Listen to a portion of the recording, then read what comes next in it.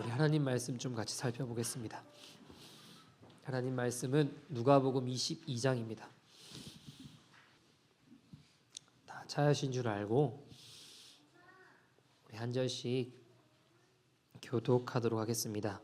예수께서 나가사 습관을 따라 감람산에 가시매 제자들도 따라갔더니 그곳에 이르러 그들에게 이르시되 유혹에 빠지지 않게 기도하라 하시고 그들을 떠나 돌 던질 만큼 가서 무릎을 꿇고 기도하여 이르시되 아버지여 만일 아버지의 뜻이거든 이 잔을 내게서 옮기시옵소서.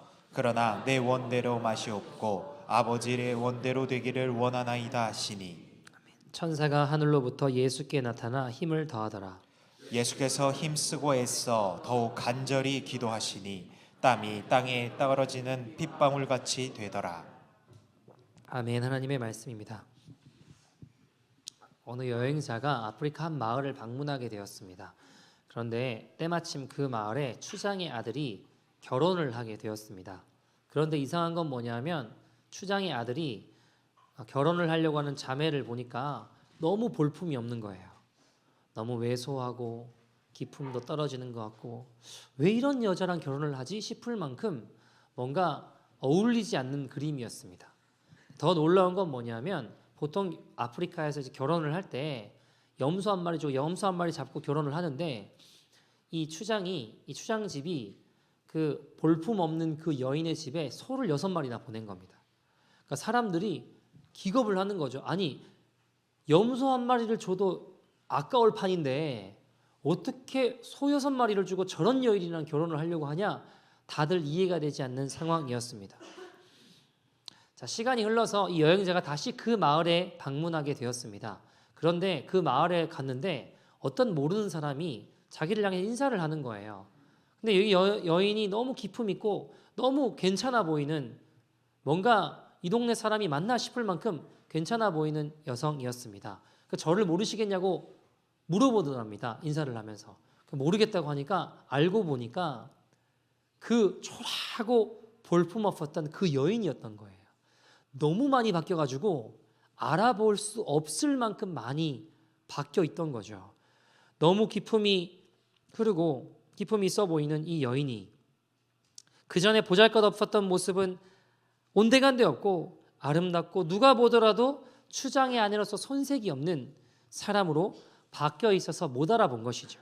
어떻게 된 걸까요? 정말 초라하고 보잘것없는 염소 새끼 한 마리라도 아까웠던 자기 같은 인생을 위해서 추장네 집이 소 6마리를 주는 순간 그 어마어마한 값을 치러준 남편을 생각하니 내가 정말 이 남자에게 그런 사람인가? 소 6마리 값을 줄 만큼 내가 정말 그렇게 귀한 사람인가 하면서 정말 소 6마리 값어치 되는 인생이 되기 위해 그 여인이 그날부터 자신을 갖고 간 것입니다. 시간이 흘러서 보니까 정말 그런 사람으로 서서히 변화가 되어 있던 것이죠. 결국 알아볼 수 없을 만큼 전혀 다른 인생을 살고 있더라는 것입니다. 여러분, 저는 이 이야기가 복음이라고 생각합니다. 염소 한 마리 값도 안 되는 우리 같은 초라한 죄인을 위해서 누가 값을 지불하신 거예요? 예수 그리스도의 핏값을, 하나님이신 그분의 핏값을 지불하신 것입니다.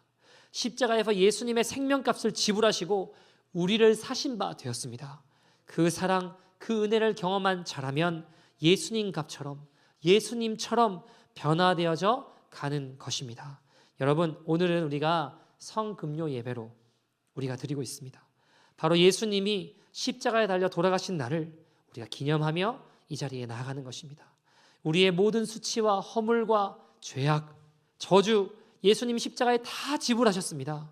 그리고 우리에게 말씀하십니다. 예수님 값처럼 살아라. 이젠 더 이상 그 죄로 돌아가지 마라. 여러분, 가늠한 여인에게 주님이 말씀하셨습니다. 뭐라고 하셨나요? 나도 너를 정죄하지 않는다. 무슨 말일까요? 나는 네 죄를 용서한다. 내가 십자가에 너의 모든 죄값을 담당했으니 그 다음 뭐라고 하셨죠? 이젠 가서 다시는 죄를 범하지 마라. 그 죄로 돌아가지 마라. 회개를 말씀하셨습니다. 여러분, 예수님이 십자가에 달리시는 게 쉬우셨을까요? 저는 아니라고 생각합니다. 쉽지 않으셨다고 생각합니다. 여러분, 우리는요, 손에 못이 박히는 게 아니라 손에 가시만 찔려도 어때요? 못 견디하고 아파하고 어쩔 줄 몰라 하잖아요. 이 못 박혀 피 흘리는 정도가 아니라 가시 하나만 손톱 사이로 들어가도 어쩔 줄 몰라서 아파서 못 견디잖아요. 여러분, 온몸이 살점이 떨어져 나가는 채찍질은커녕 매질당해서 온몸에 멍만 들어도 아파서 못 견디잖아요. 심지어 예수님 죄가 없으신 분이셨습니다. 얼마나 억울할 법합니까? 예수님도 마냥 십자가 길을 걸어가시는 것이 쉽지는 않으셨을 것 같습니다. 오늘 본문 42절에 보시면 예수님 이렇게 이야기하시죠. 뭐라고 이야기하시나요? 이르시되 아버지여 만일 아버지의 뜻이거든 이 잔을 내게서 뭐라고요? 옮기시옵소서. 주님 할 수만 있으면 주님 이 십자가 잔을 내게서 옮겨주십시오. 여러분, 예수님 이것을 놓고 어떻게까지 기도하셨다고 하죠? 44절 같이 읽어볼까요? 44절입니다. 시작. 예수께서 힘쓰고 애써 더욱 간절히 기도하시니 땀이 땅에 떨어지는 핏방울 같이 되더라. 아멘. 여러분, 영어로 보시면 His sweat was like drops of blood falling to the ground. 여러분, 핏방울이 땀방울, 정말 이게 피와 땀이 구별이 안 될 만큼 예수님 간절히 열심히 기도하셨어요. 무엇을 위해서요? 십자가요. 십자가 길을 가시는 것 때문에요. 주님 할 수만 있으면 이 잔을 내게서 옮겨주십시오. 여러분, 예수님 십자가 길 쉽지 않으셨습니다. 왜요? 예수님은요, 하나님께 완전히 버림받으셔야 돼요. 하나님과 분리되셔야 됩니다. 이 고통은 견딜 수가 없는 겁니다. 여러분, 아이가 엄마 품만 떠나도 어때요? 죽을 듯이 슬퍼하고 괴로워합니다. 여러분, 자식 잃은 부모는요, 제정신이 아니게 돼요. 그런데 이 십자가에서는 우리 하나님도 예수님께 고개를 돌리셔야만 했습니다. 왜요? 우리 죄 때문에. 여러분, 사람이요, 영광의 자리는 누구나 함께하고 싶어하고 따라가고 싶어합니다. 누구나 좋은 자리 함께하고 싶어하죠. 그러나 욕먹는 자리, 고난의 자리는 피하고 싶은 게 사람의 본성이에요. 내가 욕먹고 자존심 상해도 무시당하고 침뱉음 당하는 거 여러분 좋아하시는 분 계십니까? 아무도 그거 좋아하지 않아요. 그러나 우리 주님 그 길을 걸어가셨습니다. 정말 주님 우리 길을 걸어가셨다면 우리도 여러분 예수님 가신 길을 따라 걸어가야 되지 않겠습니까? 여러분, 십자가에 고난이 없으면 부활의 영광도 없습니다. 여러분, 고난 없는 십자가 질 수 없습니다. 빌립보서 1장 29절에는 그래서 이렇게 이야기합니다. 같이 읽어볼까요? 빌립보서 1장 29절 시작. 그리스도를 위하여 너희에게 은혜를 주신 것은 다만 그를 믿을 뿐 아니라 또한 그를 위하여 고난도 받게 하려 하심이라. 아멘. 다만 은혜를 주신 건 예수님 믿을 뿐만 아니라 예수님 위하여 고난도 받게 하신다고 성경이 이야기합니다. 우리의 삶에 어떠한 고난도 희생도 없다면 내가 정말 지금 주님의 십자가를 지고 있는지 한번 고민해 볼 필요가 있습니다. 여러분, 예수님 따르기 위해 무엇을 포기해 보셨습니까? 예수님으로 인한 관계가 깨어진 적이 있으십니까? 믿음으로 인한 조롱을 받으신 적이 있으십니까? 여러분, 꼭 목숨을 걸 만한 위태로운 상황만 이야기하는 게 아닙니다. 복음과 하나님 나라를 위해 금식하며 기도해 보신 적이 있으십니까? 여러분, 우리 삶에 아무것도 잃어버린 것이 없다면 과연 내가 정말 십자가를 지고 걸어갈 수 있다라고 말할 수 있을까요? 예수님 때문에 뭔가 희생해 본 적이 있으십니까? 희생이 없다면 최소한 약간의 불편함이라도 겪지 않았다면 십자가 짊어지고 있지 않을 가능성도 있습니다. 여러분, 당시 십자가는요, 굴욕의 상징이었습니다. 여러분, 생각해 봅시다. 로마인들에게 사람을 처형하는 방식이 십자가밖에 없었을까요? 간단한 거 얼마나 많겠어요. 아니에요? 돌로 쳐 죽여도 됩니다. 불태워서 화형시켜도 돼요. 아니면 포이즌 같은 거 독약을 넣은 거를 마시게 해가지고 죽여도 됩니다. 너무 간단한 거 아니에요? 여러분, 십자가형에 처하려면 적어도 4명의 병사들과 1명의 백부장이 있어야 돼요. 인건비도 들죠. 수고도 많이 해야 되죠. 여러 가지 고려해야 될 게 많아요. 그럼에도 불구하고 왜 십자가형을 처하게 했을까요? 만민에게 십자가형에 처하는 사람의 이 수치를 당하고 있다는 걸 보여주기 위해서요. 모든 사람에게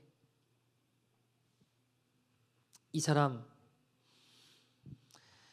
아무것도 아니다고, 이 죄인 아무것도 아니라고 수치를 주려고요. 여러분, 성경에 보면 병사들이 예수님을 심하게 욕하고 조롱하고 침뱉었습니다. 손을 기둥에 묶었습니다. 왜 묶었나요? 채찍질하기 편하게 허리를 쫙 펴게 만들려고요. 그래서 살점이 떨어져 나가도록 이 채찍질의 전문이었던 이 로마 군병들은 정확하게 죽기 직전까지 때렸어요. 그리고 발가벗긴 채로 우리 예수님 십자가로 올라가셨습니다. 여러분, 예수님께 최고의 고통은요, 삼위일체 하나님과 분리되시는 거였어요. 하나님께 외면당하는 거였어요. 하나님께 완전히 버림바 되는 겁니다. 주님도 오죽하였으면 십자가 잔을 내게서 옮겨주십시오 하나님께 기도했습니다. 그러나 우리 주님 이어서 뭐라고 말씀하셨죠? 22절에 뭐라고, 오늘 본문 22절에 뭐라고 하셨죠? 내 원대로 마시고 아버지의 원대로 되기를 원합니다. 42절에 내 원대로 마시고 아버지의 원대로 되기를 원합니다. 예수님 하나님 말씀에 순종하는 길을 걸어가셨습니다. 왜요? 왜 그러셨나요? 우리를 포기할 수 없으셨기 때문입니다. 우리를 사랑하시기 때문에, 우리를 구원하시기 위해 하나님께 완전히 버림받으셨습니다. 그렇게 주님은 하나님 말씀 예수님짜리 인생 살아야 되지 않겠습니까? 우리 예수님처럼 하나님 말씀에 순종하는 길을 걸어가면 어떨까요? 제가 예수님의 모범을 보면서 한 인물이 떠올랐어요. 누구였냐면 레갑 사람입니다. 레갑 족속. 혹시 누군지 아십니까? 예레미야 35장으로 가보시죠. 1절 2절 1절 2절 같이 한번 읽어볼까요? 예레미야 35장 1절 2절입니다. 시작. 유다의 요시와 왕의 아들 여호와김 때에 여호와께로부터 말씀이 예레미야에게 임하여 이르시되 너는 레갑 사람들의 집에 가서 그들에게 말하고 그들을 여호와의 집 한 방으로 데려다가 포도주를 마시게 하라 하시니라. 여러분, 예레미야에게 하나님 말씀이 임하세요. 근데 이해가 안 되는 말씀을 하세요. 어떤 말씀이에요? 여호와의 집에 성전에 가서 술상을 거하게 차려놓고 레갑 사람을 데려와서 그거 마시게 하라는 거예요. 여러분, 이해가 되세요? 말이 안 되잖아요. 하나님 술 마시게 하라는 게. 그러잖아요. 근데 지금 레갑 사람에게 그렇게 명령하세요. 이렇게 데려오라는 거예요. 여호와의 전에서 술상을 거하게 벌려서 레갑 사람을 데려와라. 그를 마시게 해라라고 이야기하는 겁니다. 자, 예레미야가 어쨌든 순종해서 갑니다. 3절에서 5절 같이 읽어볼까요? 시작.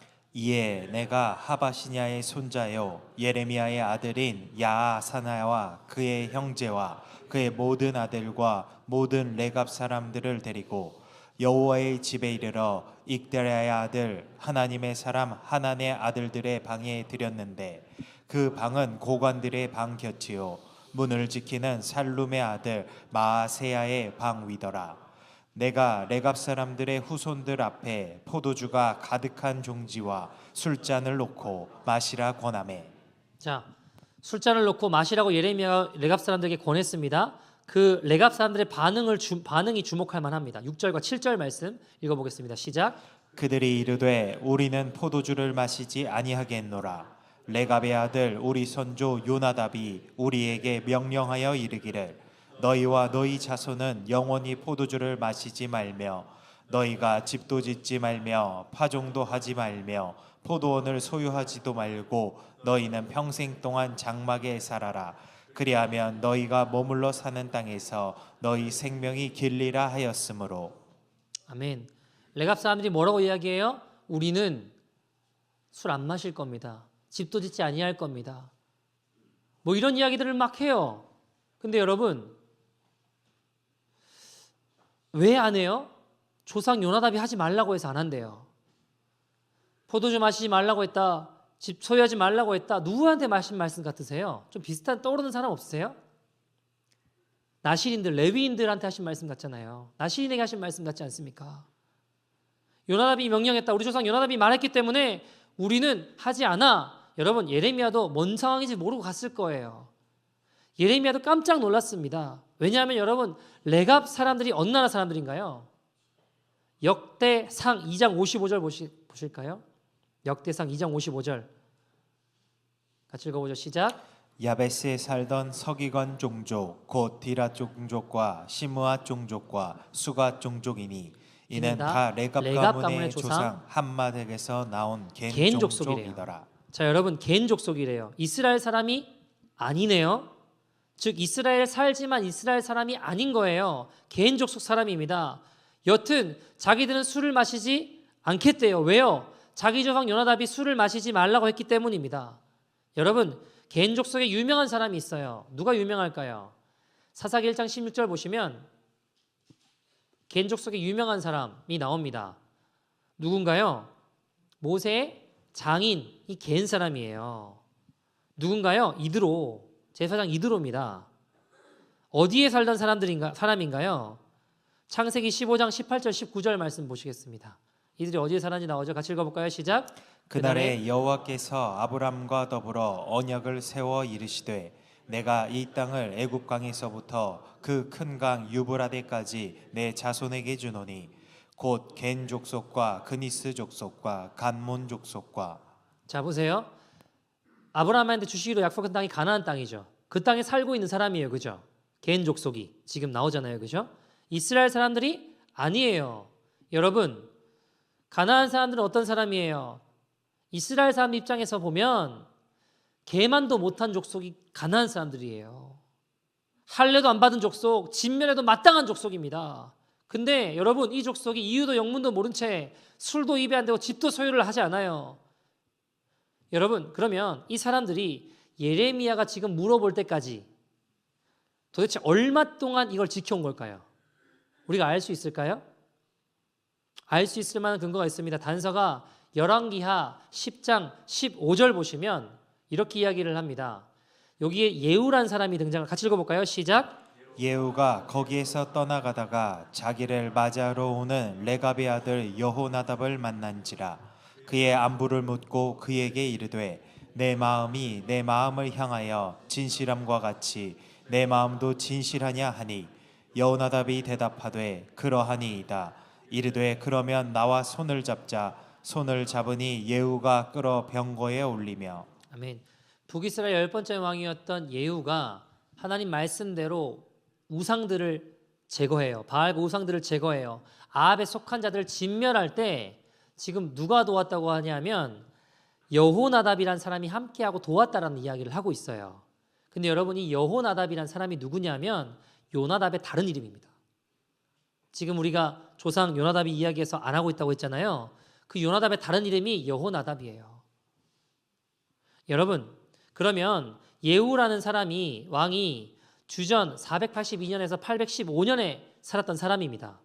그러면 예레미야 때까지 대략 약 한 200년 정도 시간이 흐른 거예요. 그럼 200년 동안 입에는 술도 되지 않고 집도 소유하지 않았어요. 왜요? 왜 그랬던 거예요? 조상이 요나답이 그렇게 시켰으니까, 말했기 때문에. 여러분, 창세기부터 요한계시록까지 이유가 나올까요? 안 나올까요? 이유가 나오지 않아요. 성경 어디를 봐도 이유가 나오지 않아요. 이유도 영문도 모른 채 200년 동안, 여러분, 2개월이 아니고 이틀이 아니고요, 2년이 아니라 20년이 아니라 200년 동안. 여러분, 예레미야 35장을 기준으로 34장과 36장에 흥미로운 사건이 나와요. 34장, 예레미야 34장 보시면 8절에 시드기야 왕이, 같이 읽어볼까요? 시작. 시드기야 왕이 예루살렘에 있는 모든 백성과 한 가지로 하나님 앞에서 계약을 맺고 자유를 선포한 후에 여호와께로부터 말씀이 예레미야에게 임하니라. 자, 시드기야 왕이 뭘 하는 것 같아요? 희년을 지키는 것 같아요. 노예로 됐던 자들, 노비였던 자들을 풀어주는 것 같아요. 야, 그래도 이스라엘 백성들도 하나님 말씀이니까 지키는구나. 얼마나 감사해요. 근데 조금만 지나서 11절 말씀 보시면 어떤 일이 벌어져요? 11절 시작. 후에 그들의 뜻이 변하여 자유를 주었던 노비를 끌어다가 복종시켜 다시 노비로 삼았더라. 자, 여러분, 다시 어떻게 했다는 거예요? 풀어주는 것 같은데 다시 잡아왔대요. 노비로 다시 삼았대요. 아무리 하나님 말씀이라고 해도 내가 마음에 들지 않으면, 상황이 안 맞으면 그 말씀 버리는 거예요. 36장에 어떤 일이 있을까요? 36장에 보시면 여호야김 왕 시대임을 알 수 있어요. 1절에 그런 이야기가 나와요. 어떤 일이 벌어지나요? 하나님 말씀이 예레미야에게 임해요. 그 말씀이 기록돼서 사람들한테 읽혀요. 사람들이 회개하고 돌아오면 살 수 있다고 했어요. 자, 왕도 그 이야기를 듣고 그 두루마기 소식을 듣습니다. 20절에서 26절 말씀 어떻게 하는지 보죠. 시작. 그들이 두루마리를 서기관 엘리사마의 방에 두고 뜰에 들어가 왕께 나아가서 이 모든 말을 왕의 귀에 아뢰니 왕이 여후디를 보내어 두루마리를 가져오게 하매 여후디가 서기관 엘리사마의 방에서 가져다가 왕과 왕의 곁에 선 모든 고관의 귀에 낭독하니 그때는 9째 달이라. 왕이 겨울 궁전에 앉았고 그 앞에는 불피운 화로가 있더라. 여후디가 서너 쪽을 낭독하면 왕이 면도칼로 그것을 연하여 베어 화로불에 던져서 두루마리를 모두 태웠더라. 왕과 그의 신하들이 이 모든 말을 듣고도 두려워하거나 자기들의 옷을 찢지 아니하였고 엘라단과 들라야와 그마랴가 왕께 두루마리를 불사르지 말도록 아뢰어도 왕이 듣지 아니하였으며 왕이 왕의 아들 여라무엘과 아스리엘의 아들 스라야와 압디엘의 아들 셀레마에게 명령하여 서기관 바룩과 선지자 예레미야를 잡으라 하였으나 여호와께서 그들을 숨기셨더라. 아멘. 여호와김이 어떻게 하는 거예요? 하나님 말씀을 찢고 불에 태웠다고 이야기를 하죠. 여러분 35장에는 개만도 못한 이방인들이 조상이 이야기했다, 이유도 의문도 모른 채 조상이 이야기했다기에 200년 동안 그것을 지켜냅니다. 그런데 34장과 36장에는 하나님의 백성이라고 하는 이스라엘 백성들이 그것이 아무리 하나님의 말씀이라고 할지라도 내 마음에 들지 않고 내 귀에 거슬리면 찢어버려요. 불태워버리는 거예요. 지키지 않는 것입니다. 여러분 그 사건이 양옆에 있습니다. 기가 막힌 거예요. 그 가나안 사람들은 이렇게 이해할 수 있잖아요. 왜 내가 술 마시면 안 돼? 왜 내가 집 가지면 안 돼? 한 번도 안 해요. 200년 동안. 여러분 집이 없으면 얼마나 힘든지 아세요? 집 없는 게 얼마나 서럽다고요. 머물 곳이 없다는 게 참 힘들더라고요. 저도 어릴 때 아버지가 사업이 망하셔서 집이 경매에 넘어갔어요. 그래서 어린 나이에 아버지는 어떻게든 해결해 보려고 사방팔방 뛰어다니시니까 만나지를 못했고 여동생이 아프니까 어머니랑 병원에 있었어요. 저는 이제 짐 챙겨서 교복 들고 친구 집을 전전해야 될지 친척 집을 전전해야 될지를 고민해야 됐습니다. 여러분 저희 집이 있고 친구 집 가서 슬립오버 하면 편하고 좋아요. 근데 우리 집이 없고 내가 머물 곳이 없는데 친구 집 가서 얻어 자려고 하면 되게 불편하다고요. 힘들어요. 하루하루 두려움. 너무너무 힘듭니다. 여러분 근데 레갑 족속은 200년 동안 그렇게 살아요.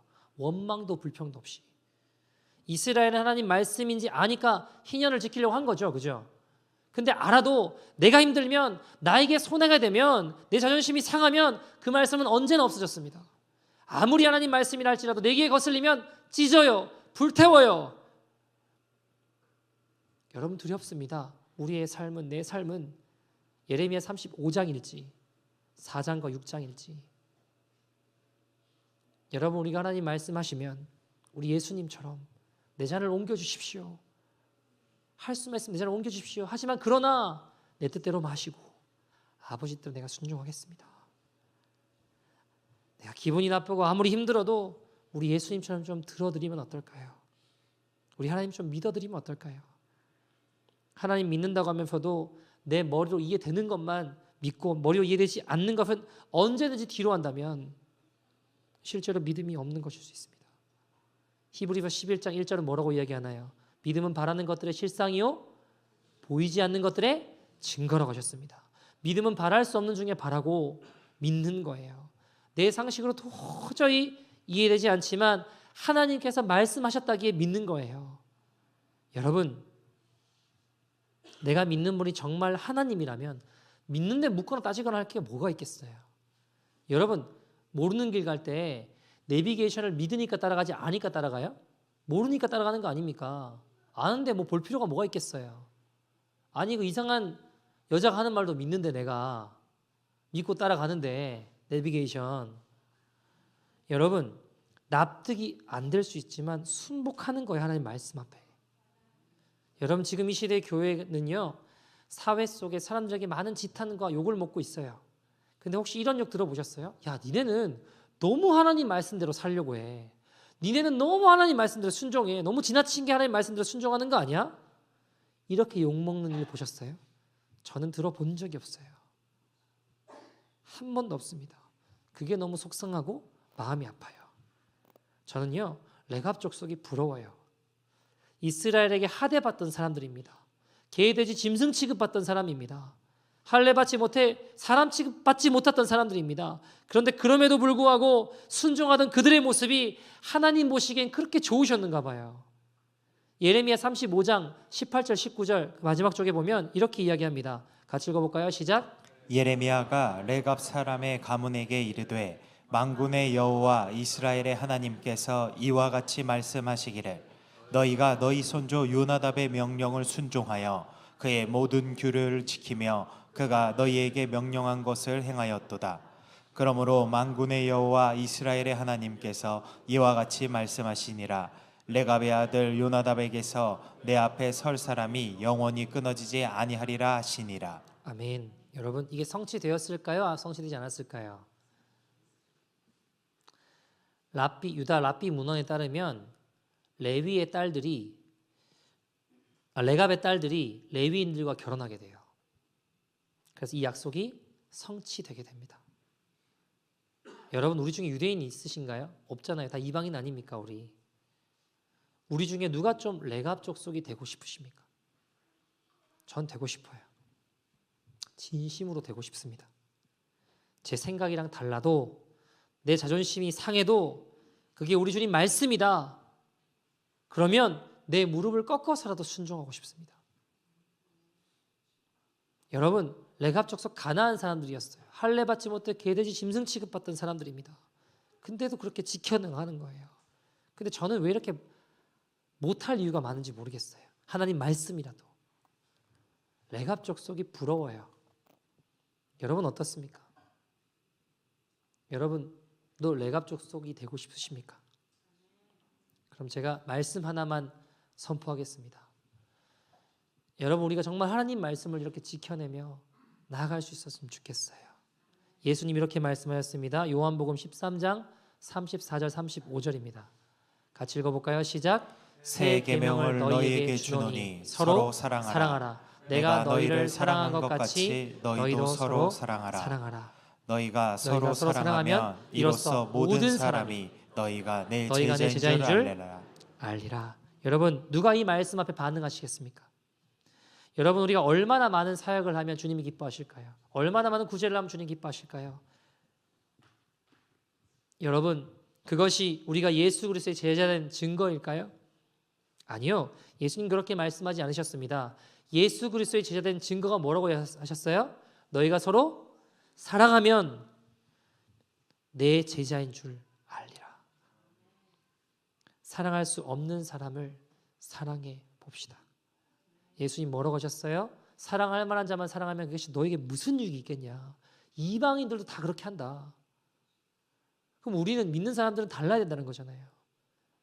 사랑하기 힘들고 어려운 사람들을 사랑하는 길이 우리 주님 원하시는 길이에요.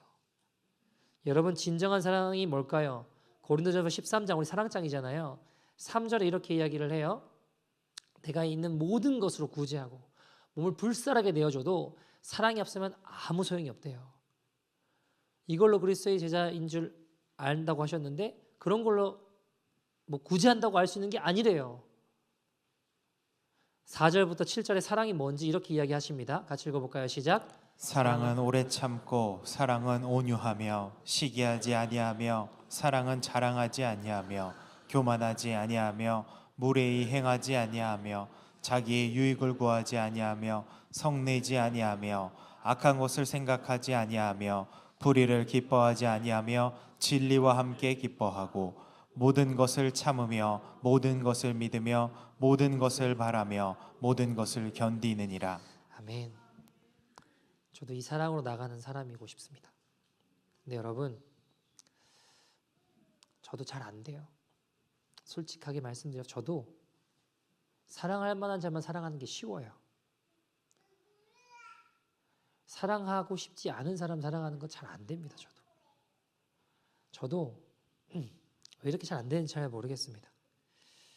비난하지 않으려고 하는데 돌아서면 나도 모르게 정신을 잠깐 놓으면 나도 모르게 비난하고 있고, 그런 제 모습 봐요. 저보다 다 귀한 사람들인데 왜 사랑하지 못하고 하지 말아야 될 말을 하고 내 입술을 지키지 못하고 사랑하지 못하는지,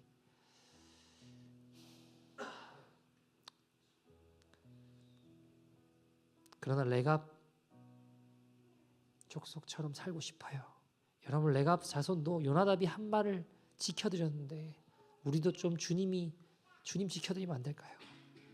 오늘 이 저녁에 그렇게 하지 못할 수많은 이유가 있다 할지라도 하나님 말씀 앞에 순복하는 자 누가 되시겠습니까?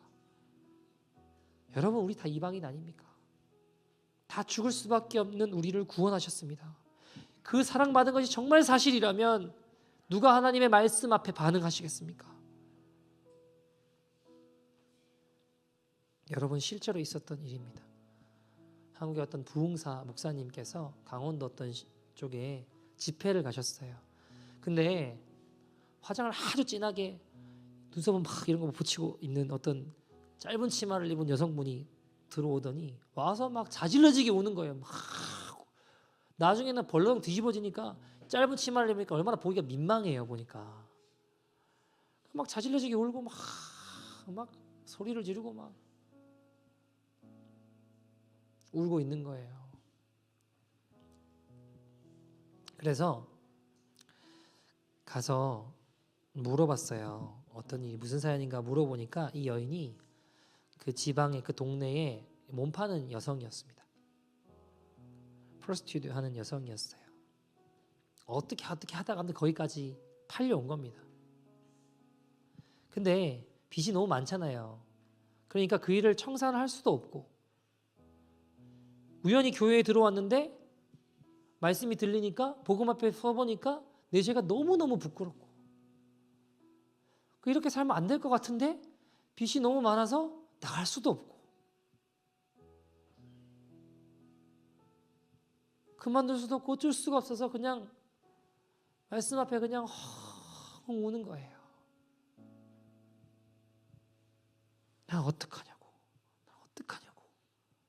떠나갈 듯이 우는 겁니다. 날마다 와서 우는 겁니다. 그런데 그 교회 장로님이 그 여인이 회개하는 모습이 너무 아름다우셨대요. 그래서 그 몸 팔던 여인을 자기 아들과 결혼을 시켜요. 자기 아들에게 소개를 해줬어요. 결국 그 아들과 이 여인이 결혼을 해요. 그리고 그 빚을 지고 있었다고 했잖아요. 포주를 찾아가서 장로님 모든 빚을 다 청산해 줍니다. 이 부흥에 가셨던 목사님이 그 소식을 듣고 너무 감동이 돼서 두 사람의 결혼식에 본인이 아는 모든 목사님들을 다 총동원해가지고 신랑신 무입장할 거 아닙니까? 그 길에 목사님들이 쫙 서가지고 다 한수하시며 축복기도 하면서 결혼 예식을 올리는 참 감동스럽고 눈물 나는 아름다운 은혜스러운 결혼식이 되었다고 합니다. 여러분, 그 장로님 대단하시죠, 그죠? 그 아들도 참 귀하고요. 여러분이라면 그렇게 하실 수 있나요? 여러분이라면 몸 팔다 온 여성을 내 자식하고 결혼시킬 수 있냐고요. 그 아들도 그렇고. 근데 여러분, 우리가 그 여인과 같은 사랑을 받은 사람들이에요. 하나님을 떠나 내 욕심과 내 마음대로 살며 온갖 죄의 흔적이 가득한 창녀 같은 우리를 주님이 모든 값을 다 지불해 주셔서 우리를 구원해 주셨습니다. 우리를 그렇게 사랑해 주셨습니다. 우리가 받은 사랑이 정말이라면 우리도 주님 말씀에 순종하는 길 기뻐하며 걸어가야 되지 않겠습니까? 우리가 서로 용납하고 사랑할 때 모든 사람이 너희가 내 제자인 줄 알리라 하셨습니다. 우리가 그리스도의 제자인 줄 알게 됩니다. 여러분, 성경의 모든 계명을 요약하고 집대성한 말씀이 뭐예요? 사랑하라. 우리가 그 예수님의 모범을 따라 레갑 족속의 모범을 따라 주의 말씀에 순종하는 자리로 나아가 보시지 않으시겠습니까? 예수님 우리 이렇게 사랑하셨어요. 평생 창녀로 몸을 팔며 죄악 가운데 살던 우리를 사랑하셔서 모든 죄의 빛을 저 십자가에서 청산하시고 신부 삼아 주셨습니다. 우리도 그럼 그 사랑으로, 그 사랑받은 자답게 하나님 말씀에 이렇게 좀 순종하면 어떨까요? 아니, 나 자존심 상해서 하나님 말씀이고 뭐고 몰라, 이게 아니라 영문도 이유도 모른 채 200년을 순종했던 레갑 사람들처럼 내 생각과 달라도, 때론 내 자존심이 상해도 그것이 내 주 예수 그리스도의 말씀이다 그러면 무릎을 꺾어서라도 순종하고 싶어하는 저와 여러분 되기를 소원합니다. 우리 한번 같이 기도했으면 좋겠는데요. 오늘 저 십자가 앞으로 같이 나갔으면 좋겠습니다. 여러분, 이스라엘 백성처럼 하나님 말씀인지 알아도 희년을 지키라 하셔도 내가 힘들면, 내가 손해되면, 내 자존심 상하면 그 말씀 언제나 없는 거고, 아무리 하나님 말씀이라고 해도 내 귀에 거슬리면 태워버리고 찢어버리는 인생이 되지 않게 하여 주시옵소서. 예수님처럼 주님의 말씀이라면 내 무릎을 꺾어 순종하는 믿음의 인생이 되게 하여 주시옵소서. 우리 함께 이 찬양하고 같이 한번 기도했으면 좋겠습니다. 만왕의 왕 내 주께서, 만왕의 왕 내 주께서 왜 고쳐 당했나. 이 벌레 같은 이 벌레 같은 날 위해 그 보혈을 흘렸네. 십자가 내가 처음 볼 때에 나의 맘에 큰 고통 사라져. 오늘 믿고서 내 눈 밝았네. 참 내 길 영원한 주 십자가 못 박힘을, 주 십자가 못 박힘을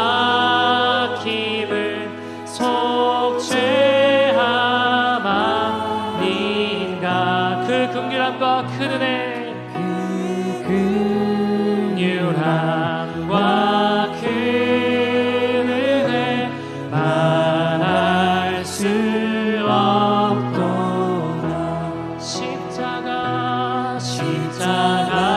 십자가 내가 처음 볼 때에 나의 맘에 큰 고통 사라져.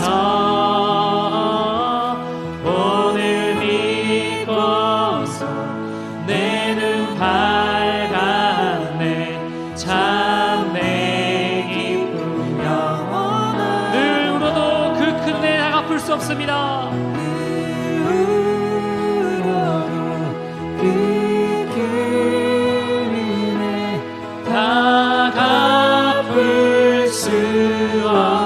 나 주님께 몸 바쳐서